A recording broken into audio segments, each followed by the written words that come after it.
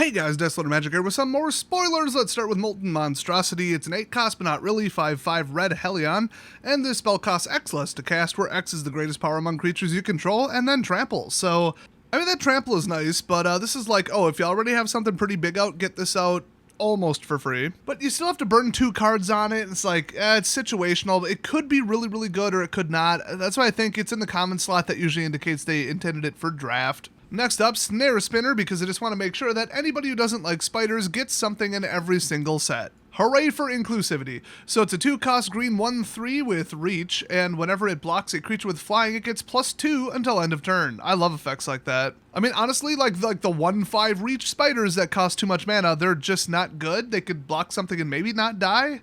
But the conditional, no, I'm really, really good at blocking in the air, now we're talking. Next up, Viashino Branch Rider. It's a 1 cost 1/1 in red, and then it has Kicker 3 with one of them being green, and haste, and when it was, or if it was kicked, it enters the battlefield with 2 1/1 counters on it, and then you can pay 3 as an ability, and it gets +2 attack until end of turn. So, pretty flexible, I guess. I don't remember what's rotating, what's not exactly precisely, because treasures were in multiple sets, but right now this would definitely go in a treasure deck, for sure. It's still not that good, though. Next up, Volsh Tide Turner. I assume that's what it is. 2 cost 1/3 Merfolk Wizard. Oh, good Merfolk, I love them.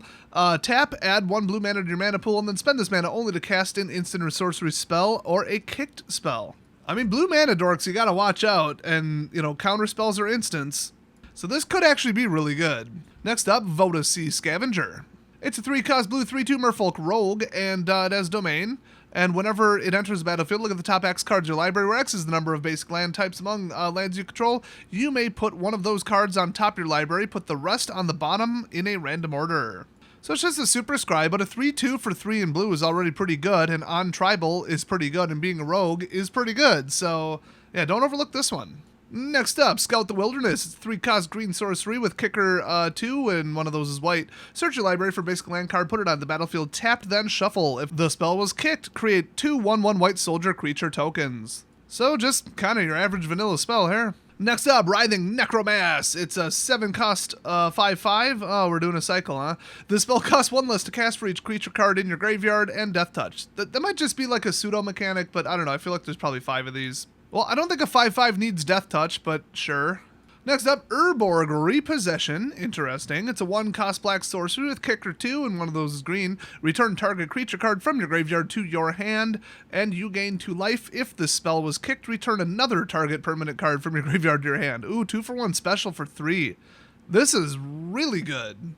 I don't like automatic or triggered or recurring or self graveyard resurrection, but when you gotta burn a card to do it, it doesn't really bother me that it only costs 1. The 2 life is weird. They're really pushing it for a common. Next up, Sengir Connoisseur. And she's a 5 cost 3/3, double black, so honk honk, pulling in the train to Value Town, flying, and whenever 1 or more other creatures die, put a 1/1 counter on Sengir Connoisseur.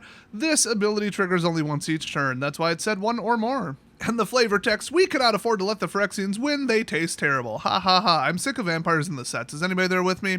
Next up, Balduvian Atrocity. Oh, they wrote a book on this one. Fantastic. Well, Chapter 1, it's a 3 cost black 2/3 Phyrexian Berserker with Kicker 1 red, with Menace. Chapter 2, when Balduvian Atrocity enters the battlefield, if it was kicked, return target creature card with mana value 3 or less from your graveyard to the battlefield. It gains haste, sacrifice it at the beginning of the next end step. Okay, that's just a good card. You gotta kind of line it up, which is why it's not too good, but it's good. They should do more like that. Like, it's powerful and interesting. Maybe it could use a little bit less text, but it's just good. You know, it's just well designed. Next up, Chaotic Transformation. It's a 6 cost red sorcery rare. Oh, this should be good.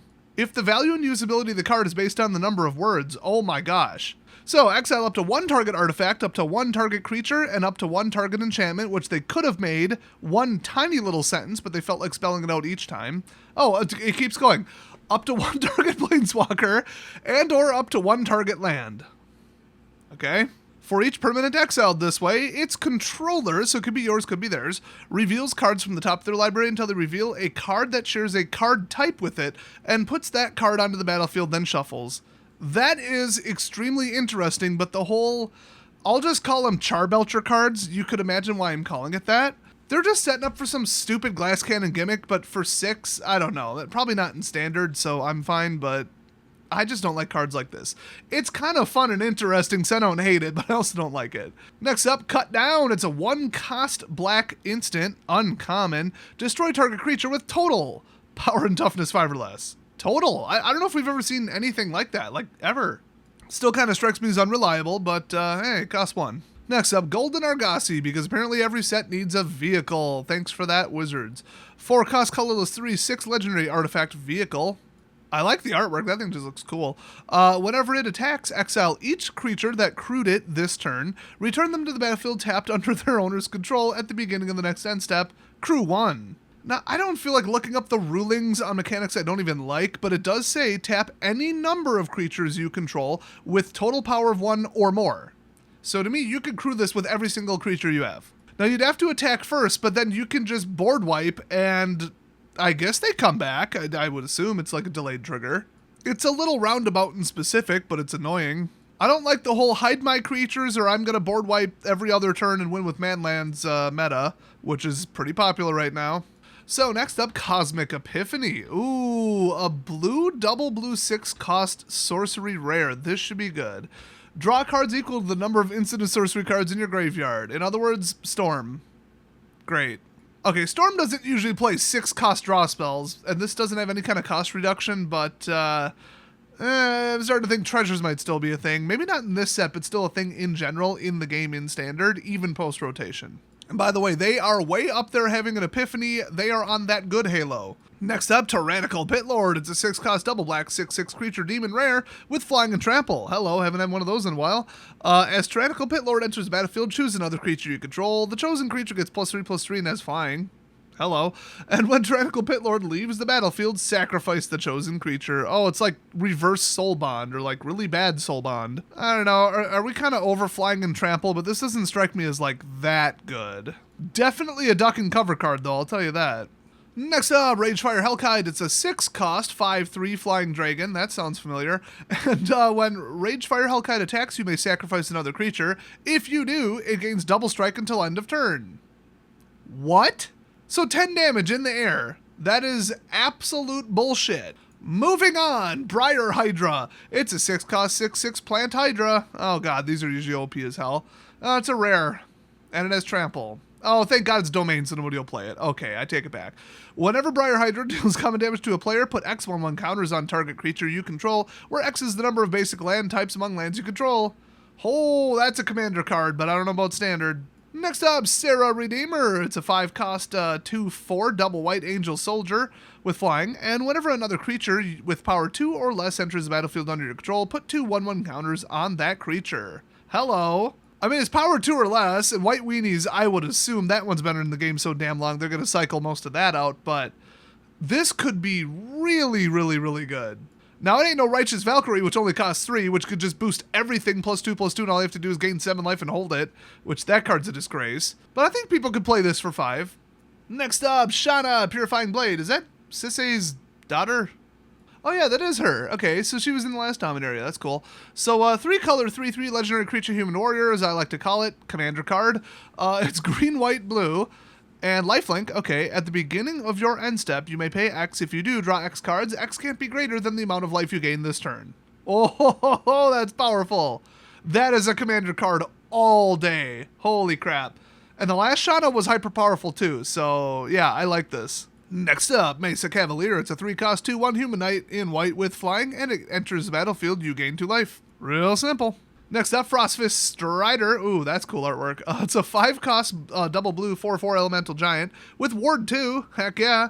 And when it enters the battlefield, tap target creature an opponent controls and put a stun counter on it, and then have a short celebration because Kaldheim is cycling out. Yeah, this is just a good card. It's not that good. I think it's like draft and sealed good, but it's good. If there's tribal support, that'll be a different story though. Next up, Threats Undetected. Okay, I'm calling sus on that one. If you're in the bar or you're in the club and you see that kind of eyeliner mascara coming at you, threats detected, red flags everywhere. No, I don't have any meth. Dang, the elf druid's been getting into the wrong type of mushrooms. I'm pretty sure I've met her a couple times, and I'm pretty sure her name is Cinnamon with an S. So anyway, this wonderful, beautiful card here is a 3-cost green sorcery rare. Oh, it's probably awful then. Search your library for up to 4 creature cards with... oh god, it's Coco. Okay. Okay, search your library though. So quad tutor was it? Okay, let's read this. I gotta ease myself into this.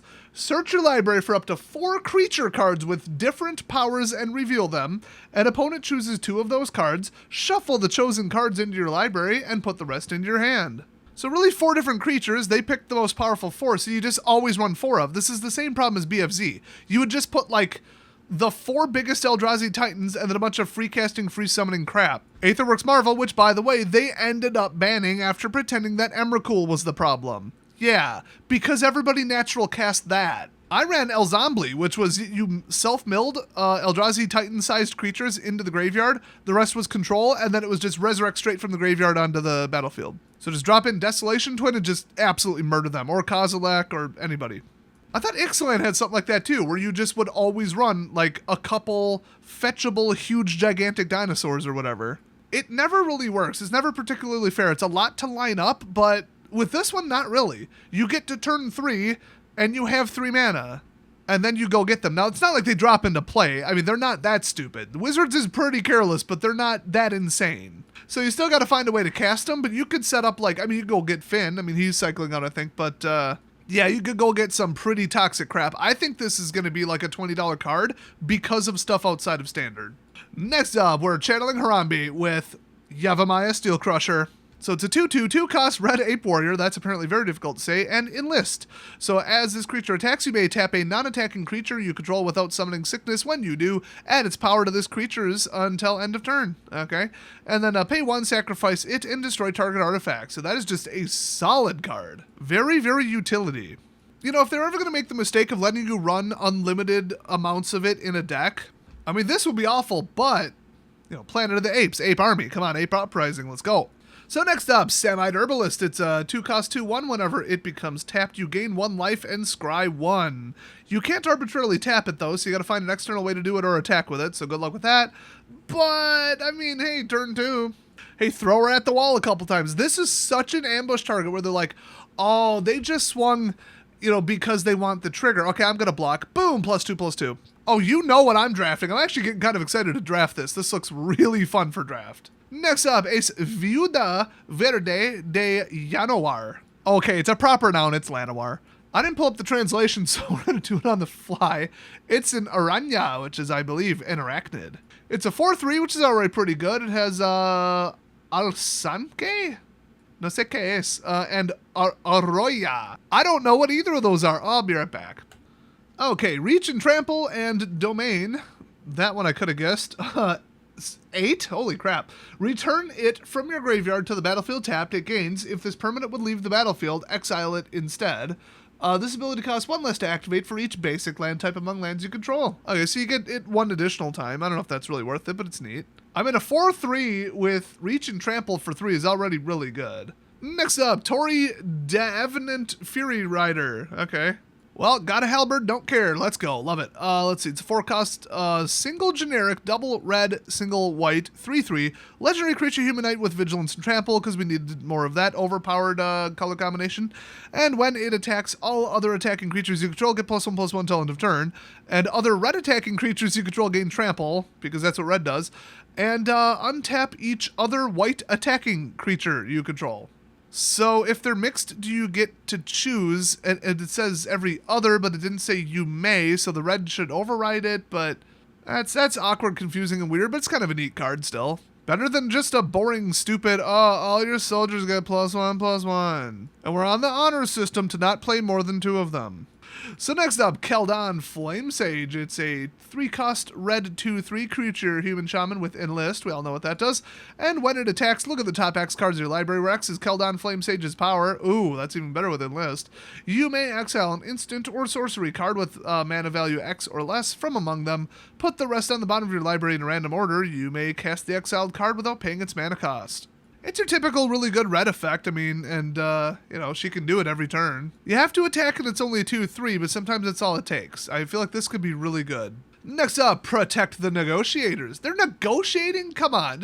You can negotiate with D's nuts. We're dropping a nuke on you. We can talk about it afterwards. Sincerely, 1945. But seriously, you ever heard the term, you don't negotiate with crazy? Or the more politically correct term, contaminated thinking? It's like usually a police term where they're like assessing some crazy person running down the street in a bath towel with a sword. If you thought I just made that up, nope. So it's a 2-cost blue, I assume, counter spell. What else would it be with that art? Kicker 1 white. That's kind of wild. And if this spell was kicked, create a 1/1 white soldier creature token. Okay. And then counter target spell unless its controller pays 1 for each creature you control. Oh, I would rather just have syncopate, but that is kind of neat. The kicker thing, I mean, are they really going to do blue white go wide without like green? I don't know about that. I mean, try something new, cool, but like, eh. I guess if you're going to go wide, you might as well protect it with counterspells. Next up, Yevamaya Iconoclast. This is really blurry. Okay, so 2-cost 3/2 elf because elves got to be overpowered. Elf's going to elf. And kicker 1 red because elves are red now apparently. Trample, why not? Uncommon, sure.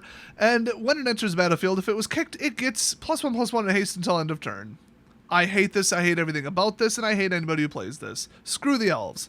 Next up, Strength of the Coalition. It's a 1-cost green instant with kicker 3, including 1 white, and target creature you control gets +2/+2 till end of turn. So that's what you get just for the 1 green. So insane instant speed ambush.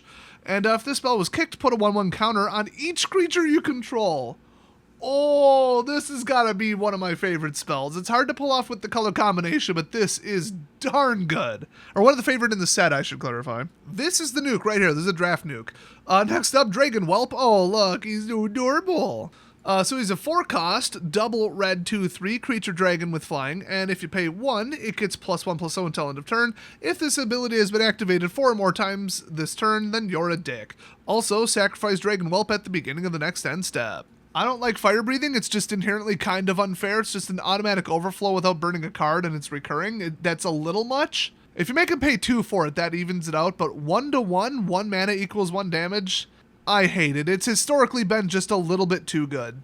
Next up, Plaza of Heroes. You tap it for 1 colorless and add 1 mana of any color. That's the second ability. Add 1 mana of any color. Spend this mana only to cast a legendary spell. Okay, that's going to be popular. New commander card here. And then you could also tap it, add 1 mana of any color among legendary permanents you already control, or you could pay 3 and tap it and exile it. Target legendary creature gains hexproof and indestructible till end of turn. This is the most Dominaria thing I've ever seen. This is going to be a very expensive land. And finally, last one for this video. Oh yes, we have seen this artwork a long time in the past. Karn, Living Legacy. He's a 4-cost legendary planeswalker, Karn, of course. +1, create a tapped Power Stone token. Oh my gosh. It's an artifact with tap, add 1 colorless. This mana can't be spent to cast a non-artifact spell. Also, it will give you Ligma and Cancer. Yeah, the Power Stones started giving people some kind of weird exposure thing with radiation or something. I don't know the lore that well, but I know that. So, Karn's like, nah, we're doing it though. So, -1, pay any amount of mana. Okay, look at that many cards from the top of your library, then put 1 of those cards into your hand and the rest onto the on the bottom of your library in a random order. You could do the second main phase with whatever you have left over. I mean, that's pretty good actually. That's kind of unique. Better than the time travel restart the game crap. I'll take anything than that. Karn did that in the past. So -7, you get an emblem with tap an untapped artifact you control. This emblem deals 1 damage to any target. Oh, so all your artifacts just get up and go on the assault. You just start pelting them with random artifact rocks. Well, that's it for this video. I'll see you guys next time.